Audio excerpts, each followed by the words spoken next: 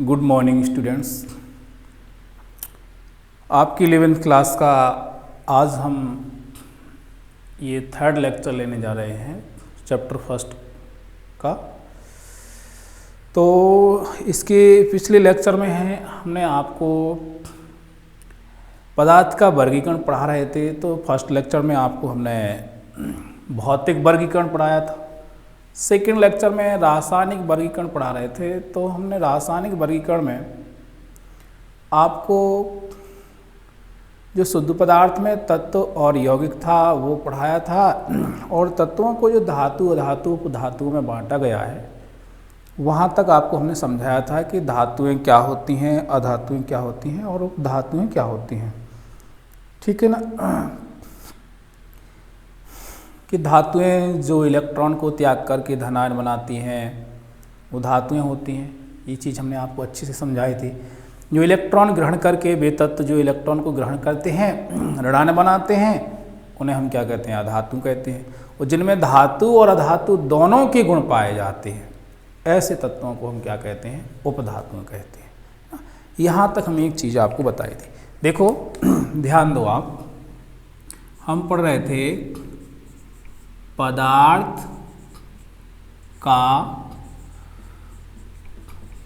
रासायनिक वर्गीकरण।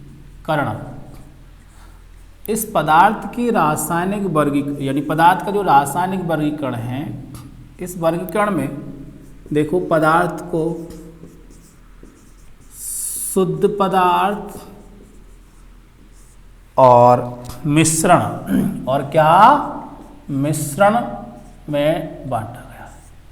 यहाँ आपको जो शुद्ध पदार्थ है तो यहाँ आपको हम बता चुके थे जो शुद्ध पदार्थ है इसको बांटा गया है किसमें, तत्व और यौगिक में। किसमें, तत्व और यौगिक में। जो आपके तत्व हैं इनको बांटा गया है किसमें, धातु, फिर अधातु और उपधातु। यहां तक का वर्गीकरण हमने आपको समझा दिया था। अब जो आगे है जो यौगिक हैं इनको भी बांटा गया है। कितने भागों में बांटा गया है यौगिकों को, यौगिकों को बांटा गया है कि कार्बनिक यौगिक, क्या चीज, कार्बनिक यौगिक और अकार्बनिक यौगिक। अकार्बनिक यौगिक, ठीक है। इसके बाद जो मिश्रण है तो मिश्रण को भी बांटा गया है दो भागों में। तो वो कौन से हैं मिश्रण, वो है आपका समांगी मिश्रण। कौन सा, समांगी मिश्रण। और दूसरा है आपका कौन सा, विषमांगी मिश्रण। ठीक है ना, ये चीज हमने आपको बताई थी। यौगिक भी बताया था, धातु अधातु उपधातुएं भी बताई थी। यौगिक वे पदार्थ होते हैं जो दो या दो से अधिक तत्वों के एक निश्चित अनुपात में मिलाने से बनते हैं। या फिर हम इसको अपोजिट कह सकते हैं। दो तरीके से परिभाषित किया था, आपको याद होगा कि वे पदार्थ जिन्हें दो या दो से अधिक सरल पदार्थों में अपघटित किया जा सकता है उन्हें हम क्या कहते हैं, यौगिक कहते हैं। ठीक है ना, बात यह है कि जो यौगिक हैं वो कार्बनिक यौगिक, कौन से, कार्बनिक यौगिक और अकार्बनिक यौगिक, इन्हें दो भागों में बांटा गया। कार्बनिक यौगिक एक मुख्यतः वे यौगिक होते हैं जिनमें कार्बन तो मुख्य रूप से होता ही है। दूसरी बात यह है कि ये जो कार्बनिक यौगिक है ये हमें पौधों से और जंतुओं से प्राप्त होते हैं। जैसे हम कहें कार्बोहाइड्रेट है, वसा है, प्रोटीन है, तेल है, तो ये क्या है, कार्बनिक यौगिक हैं। ये बात आपको अच्छे से समझ में आ गई होगी। ठीक है ना। दूसरी बात ये हम अंदर के ये चैप्टर में थोड़ा अच्छे से डिटेल्स में पढ़ेंगे क्योंकि हम यहाँ क्लासिफिकेशन पढ़ रहे हैं ना। तो यानी ये पौधों से प्राप्त होते हैं। वसा है, प्रोटीन है, कार्बोहाइड्रेट है, तेल है, तो ये कार्बनिक यौगिक। अकार्बनिक यौगिक वो यानी ये चट्टानों से प्राप्त होते हैं, हमें खनिज चट्टानों से प्राप्त होते हैं, जैसे हम कहें मार्बल है, जिप्सम है ना, ये टाइल्स वगैरह, ये दो क्या बोलते हैं, ये क्या है, अकार्बनिक यौगिक हैं। क्या है? अकार्बनिक यौगिक। तो आप यौगिक के बारे में भी आप जान चुके हैं। ठीक है, दूसरी बात जो है वो है मिश्रण पर आते हैं। देखो, पदार्थ का जो रासायनिक वर्गीकरण है, तो शुद्ध पदार्थ का जो वर्गीकरण है वो हमने पढ़ लिया। अब बात आती है मिश्रण की, तो हम इसको साफ कर देते हैं, ठीक है ना, फिर हम मिश्रण पर चर्चा कर लेते हैं। ठीक है, ओके। सॉरी, कि मिश्रण क्या होता है। ठीक, क्योंकि हम शुद्ध पदार्थ जो है वो पढ़ चुके थे, हम मिश्रण की बात करते हैं कि मिश्रण क्या होता है। तो मिश्रण जो है वो दो या दो से अधिक पदार्थों को किसी भी अनुपात में मिलाने से बनता है। जैसे हमने कहा यौगिक है, तो उसमें दो या दो से अधिक तत्व एक निश्चित अनुपात में मिलाते हैं, फिर जो नया पदार्थ बनता है उसको यौगिक कहते हैं। लेकिन मिश्रण दो या दो से अधिक पदार्थों को किसी भी अनुपात में, उसका कोई रेशियो फिक्स होता ही नहीं, किसी भी अनुपात में हम मिला देते हैं, पर जो पदार्थ बनता है उसे हम क्या कहते हैं, यौगिक कहते, सॉरी मिश्रण कहते हैं। ठीक है, तो मिश्रण को दो या दो से अधिक पदार्थ किसी भी अनुपात में मिलाने से जो नया पदार्थ बन जाता है उसे हम क्या कहते हैं, मिश्रण। दूसरी बात, जो मिश्रण होता है, अब हम इसको थोड़ा सा बड़ा करके लिख देते हैं, क्योंकि अपने पास अब स्पेस पर्याप्त है, साफ कर दिया हमने पहले। जो मिश्रण होता है ये होता है समांगी, और दूसरा होता है कौन सा, विषमांगी। कौन सा होता है, विषमांगी मिश्रण। देखो, समांगी मिश्रण में क्या होता है और विषमांगी मिश्रण क्या होता है। ठीक है, इस चीज को हम समझते हैं। दो प्रकार का होता है।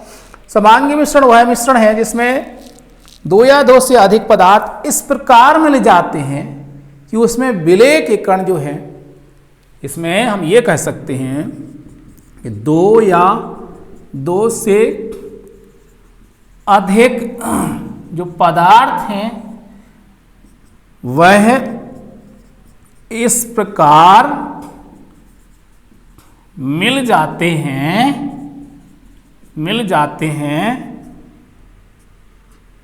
कि उसमें विलय के कण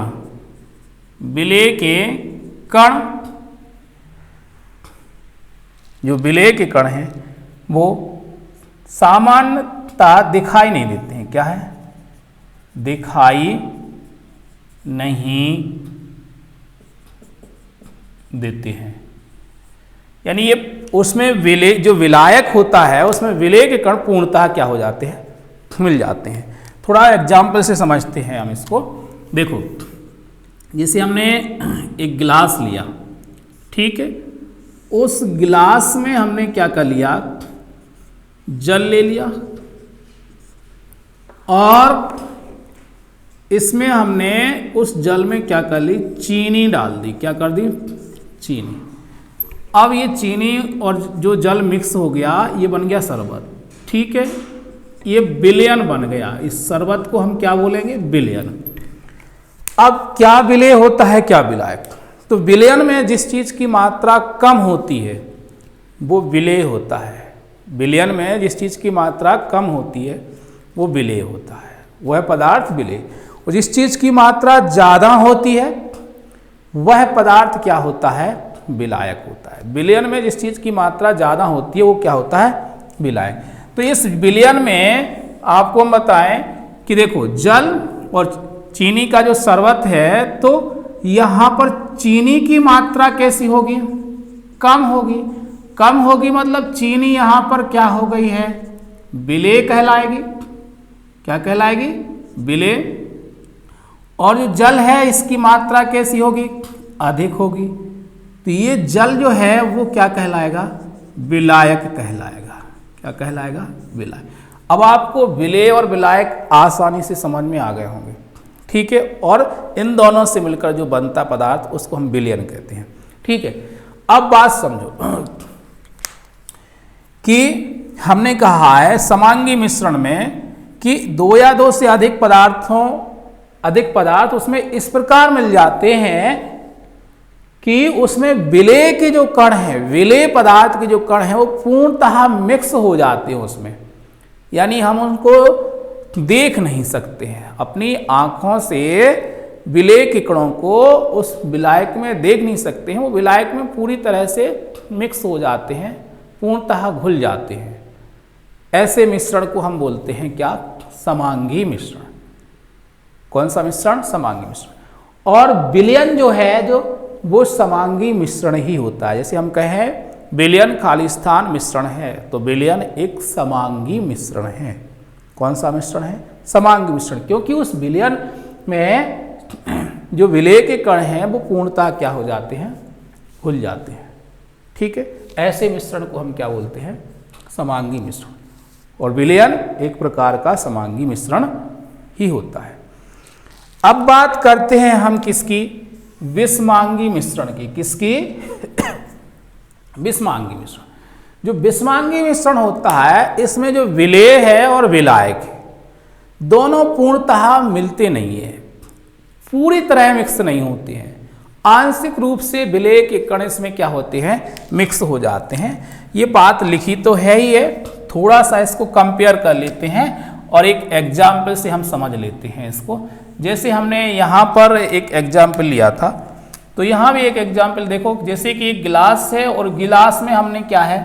पानी ले लिया, लेकिन उसमें हमने एक मुट्ठी मिट्टी डाल दी। क्या डाल दी? मिट्टी। अब आपको समझ में आया होगा कि जब पानी में वो मिट्टी को हम डालेंगे तो पानी मटमैला तो हो जाएगा, दूसरी बात मिट्टी उसमें घुल भी जाएगी, लेकिन मिट्टी जो है वो पूरी तरह नहीं घुलेगी। ये बात ध्यान रखना है। कुछ मिट्टी डाली है हमने, पानी की मात्रा ज़्यादा है, पानी विलायक है, लेकिन मिट्टी हमने थोड़ी सी डाल दी है उसमें, तो मिट्टी उसमें घुलेगी तो, लेकिन उसके पार्टिकल जो मिट्टी के हैं, उसके जो कण हैं, वो हम आसानी से उस गिलास में, विलायक में, जल में हम क्या कर सकते हैं? देख सकते हैं।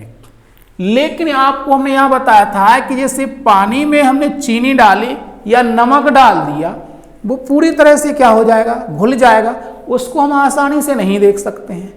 तब ऐसे मिश्रण को क्या कहेंगे? समांगी। लेकिन जब हम विलेय के कणों को आसानी से देख सकते हैं, यानी विलेय के कण विलायक में पूर्णतः मिक्स नहीं होते हैं, यानी विलेय के कणों को हम आसानी से क्या कर सकते हैं? देख सकते हैं अपनी आंखों से, तब ऐसे मिश्रण को हम क्या कहते हैं? विषमांगी मिश्रण कहते हैं। ऐसे मिश्रण को हम क्या कहते हैं? विषमांगी मिश्रण कहते हैं। अब हम बात करते हैं कि आसानी से आपको ये पदार्थ का पूरा वर्गीकरण आपको समझ में आ गया होगा।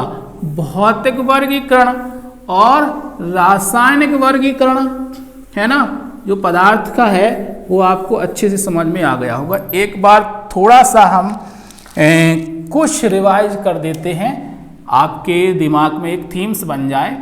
पदार्थ जो है इसका वर्गीकरण हमने पढ़ा है, थोड़ा सा ध्यान रखना। क्या वर्गीकरण पढ़ा है? ये पदार्थ का जो वर्गीकरण पढ़ा है हमने दो तरीके से। एक तो भौतिक वर्गीकरण, कौन सा? भौतिक वर्गीकरण है ना, पिछले लेक्चर में पढ़ा था हमने। और दूसरा है कौन सा? रासायनिक वर्गीकरण। रासायनिक वर्गीकरण। भौतिक वर्गीकरण में जो पदार्थ को बांटा गया था, अपन ने पढ़ा था, वो तीन भागों में, ठोस, द्रव और गैस। लेकिन हमने याद कि आपके नॉलेज के लिए आपको याद हो, हमने बताया था चौथी अवस्था प्लाज्मा होती है पदार्थ की, और पांचवी जो अवस्था होती है वो बोस-आइंस्टाइन कंडेंसेट होती है। ठीक है। और छठवीं अवस्था भी आपको हमने बताई थी, वो फर्मियन होती है। ये आपको नॉलेज के लिए, कॉम्पिटिटिव एग्जाम के लिए, आगे के लिए ये जानकारी ठीक रहेगी, है ना। अब जो रासायनिक वर्गीकरण है, रासायनिक वर्गीकरण में आपको बता दें कि पदार्थ को बांटा गया था कितने भागों में, वो बांटा गया था शुद्ध पदार्थ, शुद्ध पदार्थ और क्या, मिश्रण। और जो शुद्ध पदार्थ है इसको भी बांटा गया था, इसको बांटा गया था किसमें, तत्व में और किसमें, यौगिक में, तत्व और यौगिक। ठीक है, ये हम दोबारा से इसलिए रिवाइज करा रहे हैं थोड़ा थोड़ा, जिससे आपको एक थीम्स बन जाए कि हाँ हमने तीनों लेक्चर में क्या चीज़ पढ़ी है ना। तो ये मिश्रण था वो समांगी मिश्रण, और क्या होता है ये विषमांगी मिश्रण। ये क्लासिफिकेशन में अभी हम पढ़ रहे थे, ठीक है ना। फिर जो तत्व हैं, इन तत्वों को भी बांटा गया था किसमें, धातु और अधातु और क्या, उपधातु। ठीक, इनको भी हमने अच्छे से समझाया था। फिर यौगिक, तो यौगिक को भी बांटा गया था दो भागों में। अभी हम समझा रहे थे आपको कि वो यौगिक क्या हैं, वो हैं कार्बनिक यौगिक और दूसरे हैं कौन से, अकार्बनिक यौगिक, अकार्बनिक यौगिक। ये आपका पदार्थ का पूरा वर्गीकरण था।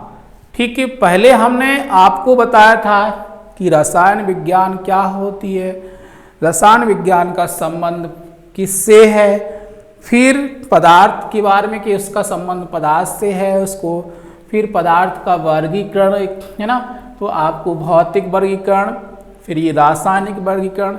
ये आपको 3 लेक्चर में हमने आपको यहाँ तक ये चीज़ें पढ़ाई हैं। ये तीसरा लेक्चर है और मुझे आशा है कि आपको ये पूरी चीज़ आपको आसानी से समझ में आ चुकी होगी। और जिन बच्चों ने पिछले, देखो क्या होता है, कोई भी वीडियो है, लेक्चर है, आप पूरा देखें। पहली बात तो ये है कि ये कोई रील नहीं है, आप कोई कॉमेडी नहीं है कि 2-4 मिनट 1-2 मिनट की हो, जल्दी से आप उसको खिसका दो, है ना। अरे ये अच्छी नहीं लगी है, ये वाली रील देखें, ये अच्छी नहीं लगी है, ये वाली रील देखें, ऐसा नहीं है। आपको नॉलेज प्राप्त करना है, ज्ञान आप प्राप्त करना है, आपको कुछ सीखना है, तो बेटा टाइम देना पड़ेगा आपको खुद के लिए। आप कोई रील देख रहे हैं, इंस्टाग्राम चला रहे हैं, कुछ चीज़, उससे आपको कुछ नहीं मिलना है।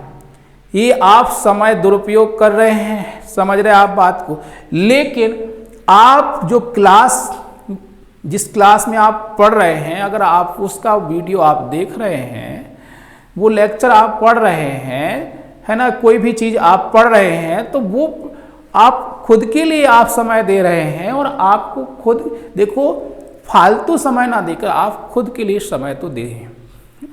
तो आपको टाइम देना पड़ेगा कि 20-30 मिनट की क्लास का लेक्चर है, तो आप उसको पूरा देखें। दूसरी बात, जिन बच्चों ने पहला वीडियो नहीं देखा है, वो पहला वीडियो पूरा देखें, फिर इसके बाद दूसरा देखें, सिस्टेमेटिक तरीके से देखें। ऐसा नहीं कि लास्ट का देखने लगे, शुरू का देखा नहीं, बीच का देखने लगे, शुरू का देखा नहीं, है ना। क्योंकि शुरू से देखेंगे तो आपको सिस्टेमेटिक तरीके से आपको नॉलेज मिलेगी, है ना। इसलिए आप पहला वीडियो देखें, है ना, पहला लेक्चर देखें, फिर दूसरा देखें, फिर तीसरा देखा, ऐसे सिस्टेमेटिक तरीके से आप लेक्चर को देखें, है ना। और साथ साथ में आप अपने नोट्स भी बनाते चलें, लिखते भी चलें, है ना। और एक बार समझ में नहीं आ रहा तो दोबारा से देखें, कमेंट सेक्शन में आप लिखें कि ये चीज़ हमें समझ में नहीं आ रही है सर, आप बताइए, आपको हम फिर से बताएंगे, ठीक है ना। ओके, मुझे आशा है कि आपको ये सब चीज़ समझ में आ चुकी होगी, लेकिन आप वीडियो को पूरा ज़रूर देखें। ओके, धन्यवाद।